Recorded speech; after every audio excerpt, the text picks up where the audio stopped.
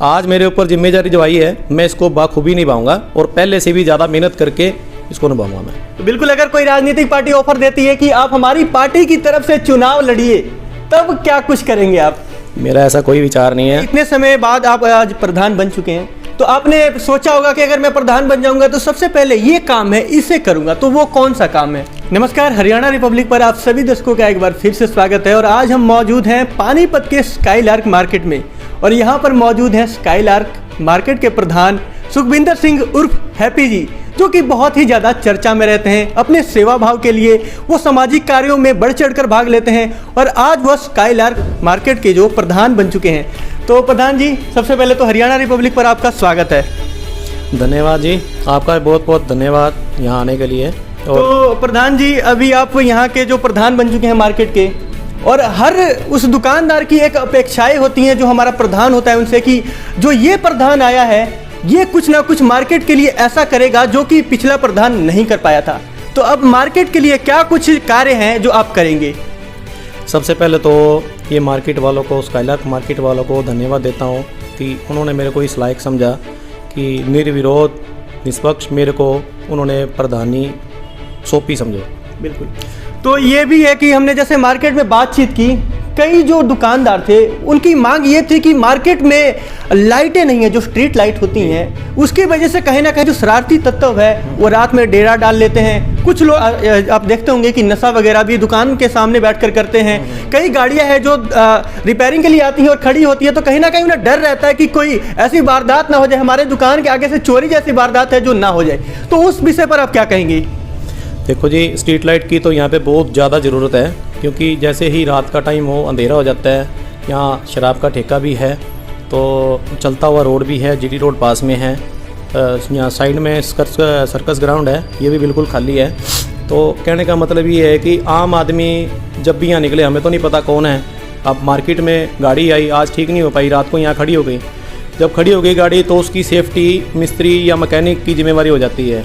अब वो यहाँ रह नहीं सकता, लाइट है नहीं, कैमरे लगे हुए हैं कुछ, लेकिन लाइट ना होने की वजह से वो भी सही तरीके से काम नहीं कर पाते। बिल्कुल, आपने देखा होगा जब वारदात हो जाती है तो ऐसा पता लगता है कि जो सीसीटीवी कैमरा था वो खराब था।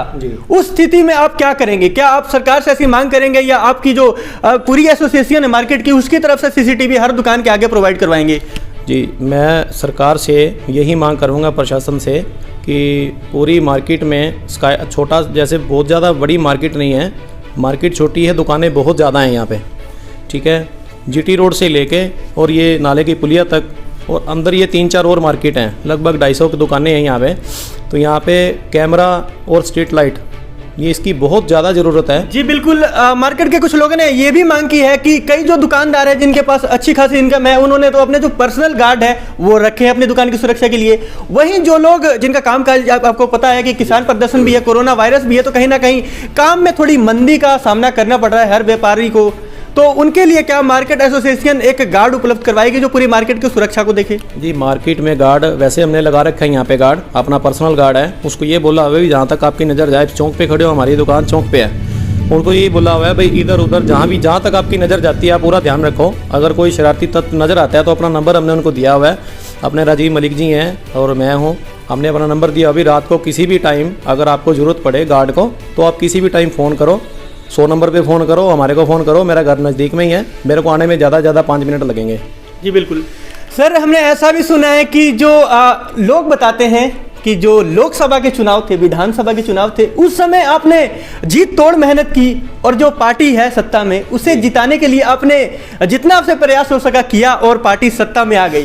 तो क्या अब आपका भी विचार है राजनीतिक में आने का? जी, मेरा ऐसा कोई विचार नहीं है। मैंने संयुक्त व्यापार मंडल में भी एंट्री इसीलिए की है कि वो गैर राजनीतिक दल है।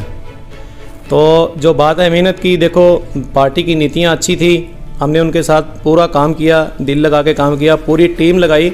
जहाँ जहाँ हमारी जानकारी थी वहाँ कहीं नुक्कड़ सभा, कहीं सभा, कुछ ना कुछ मतलब अच्छा ही किया उनके लिए। अच्छा किया, और वो भी हमने निस्वार्थ सेवा भाव से किया। बिल्कुल बिल्कुल।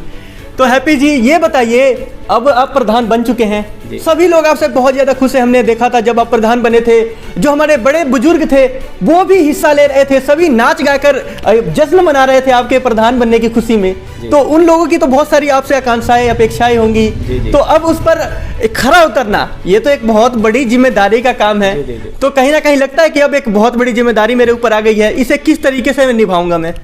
देखिए, ये सब काम मैं पहले भी करता था, लेकिन पहले मैं बाउंड नहीं था, जिम्मेवारी थी मेरे ऊपर, लेकिन ऐसा नहीं था कि मजबूरी है ये करना ही पड़ेगा अगर मैं कहीं बाहर हूँ।